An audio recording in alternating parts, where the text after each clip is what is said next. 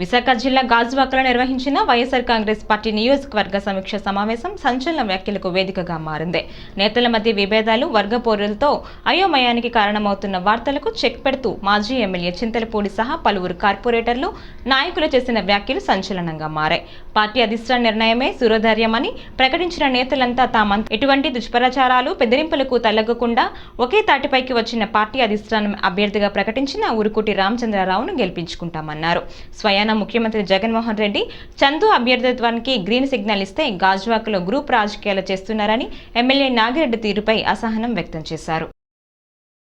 ఎవరు నోటర్ ఓట్లు అంటే ఎవరు మంచి చేస్తే, ఎవరు మంచి వ్యక్తి, ఏ పార్టీకి మంచి ఓటేసి భవిష్యత్తు ఉందన్నది ఆలోచన చేసి దశ ప్రకటించగలిగే శక్తి ఒక చదువుకున్న వ్యక్తిగా, అలాగే ఒక ఫ్యామిలీ బ్యాక్డ్రాప్ చూసి ఒక ఇస్తే దాన్ని ఎందుకు అడ్డుకుంటున్నాను? నేను కాకుండా ఎవరైనా పర్లేదు, పక్కన వ్యక్తి అయినా పర్లేదు, కానీ నేను మాత్రం కాకూడదంటే అది ఎంతవరకు కరెక్ట్?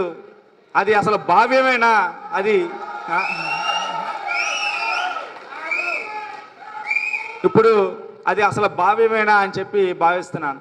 ఎవరైనా పక్క నియోజకవర్గం తీసుకొస్తే నా నియోజకవర్గం వ్యక్తిగా నేను గెలిపి తీసుకొస్తానని చెప్పి ఎవరైనా చెప్తారు, కానీ ఈ నియోజకవర్గం వ్యక్తికి ఇస్తే నేను సపోర్ట్ చేయను, పక్క నియోజకవర్గం తీసుకొస్తే నేను ఏదైనా సపోర్ట్ చేస్తానని చెప్పడం అనడం అది ఎంతవరకు కరెక్ట్ అని చెప్పి అవన్నీ చూసి నాకు నిజంగా ఈరోజు చాలా బాధ అనిపిస్తుంది. వాళ్ళు మాట్లాడేసుకుంటున్నారు, వాళ్ళు కార్యక్రమాలకు అటెండ్ అయిపోతున్నారు. ఒక పార్టీ ఇన్ఛార్జిగా ఉన్నాను, సమన్వయకర్తగా ఉన్నాను, కనీసం మనకి తెలియజేయాలి వస్తున్నట్టు, నియోజకవర్గంలో వస్తున్నట్టు కూడా చెప్పకుండా ఈరోజు చూస్తుంటే ఈ కుట్రలు, కుతంత్రాలు అంటే ఒక పదవి కోసం ఎంత దిగజారిపోతారా అని నాకు ఏదైతే సమన్వయకర్తగా బాధ్యతలు అప్పచెప్పారో ఆ రోజు నుంచి కూడా పార్టీని బలోపేతం చేయాలి, అందరినీ కలుపుకుంటూ వెళ్ళాలి అన్న ఉద్దేశంతో నేను ముందుకు వెళ్తున్నాను. రేపు పొద్దున్న పార్టీ నా అభ్యర్థి బలపరిచి టికెట్ ఇస్తే నేను ఎలాగైనా సరే గాజువాకలో జెండా ఎగరవేయాలని లక్ష్యంగా నేను పనిచేస్తుంటే ఒక పార్టీని నష్టపరిచే విధంగా ఈ విధంగా చేయడం అది ఎంతవరకు కరెక్ట్? అలాగే నాకు మద్దతుగా నిలిచిన కార్పొరేటర్ల మీద కూడా, పార్టీ నాయకుల మీద కూడా పేపర్లో వాళ్ళ విధంగా రాయించడం అది ఎంతవరకు, వారి మీద అలా దాడి చేయడం ఎంతవరకు కరెక్ట్?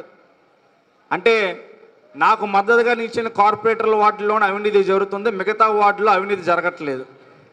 వారు వెనక ఉన్న వ్యక్తులు మరి ఎంత పెద్ద అవినీతి పరులో మరి మనందరికీ గాజువాక ప్రజలందరికీ చేసి మనం చెప్పక్కర్లేదు ఫస్ట్ ఎవరు వస్తారో.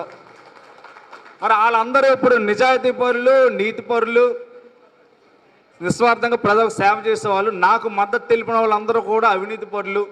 వాళ్ళ మీద పేపర్ రాయించడం, వాళ్ళ మీద ఏంటంటే వాళ్ళకి వ్యక్తులకు వార్నింగ్లు ఇవ్వడం, వెళ్ళొద్దని చెప్పి ఈరోజు నిజంగా ఈ యొక్క సమావేశం కూడా అడ్డుకోవడానికి ఎన్నో ఎత్తులు వేశారు.